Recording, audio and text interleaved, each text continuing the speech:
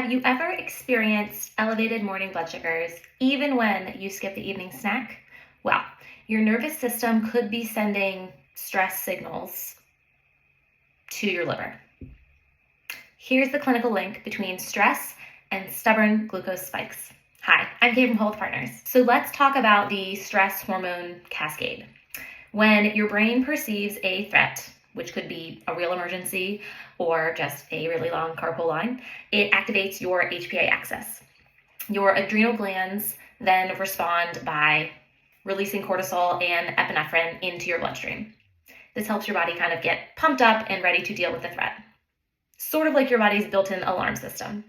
The thing is, it doesn't really know the difference between being chased by a predator or running late for your next call. Here's the part that most people miss. Cortisol tells your liver to release stored glucose through a process called gluconeogenesis. So it does this to fuel that fight or flight response using amino acids and other non-carb sources. So even with 0 grams of carbs on board, your liver can still flood your blood system with sugar when it needs to. And that's why your fasting glucose can spike from stress alone. No food required. Now, here's one of my favorite topics. This is where boundary setting comes in. Let's use it as a metabolic strategy, not just an emotional strategy. A hard stop on checking emails after a set time.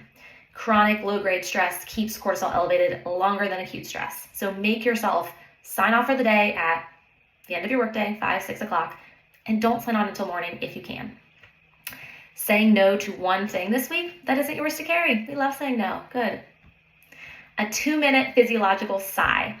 Double inhale, long exhale. Before reactive moments, it helps downgrade your sympathetic nervous system in real time. And lastly, protecting your first 30 minutes when waking. This is hard because we all reach for our phones to turn off our alarms and then check your email, check social media, check the news, all potentially stressful things. This is when your peak cortisol is released. It's kind of like your cortisol awakening response. So that cortisol comes up in the morning to help you get yourself up, get yourself ready, get you going. And scrolling through stressful information, whether that be emails or social media or the news, kind of compounds it right away. So your glucose numbers are telling a story that is much bigger than food. If you want a nervous system informed approach to metabolic health, that's exactly what we build together at Health Partners. So save this for the next time your numbers don't add up and share it with someone who needs the reminder that stress is biochemistry. It's not just a feeling.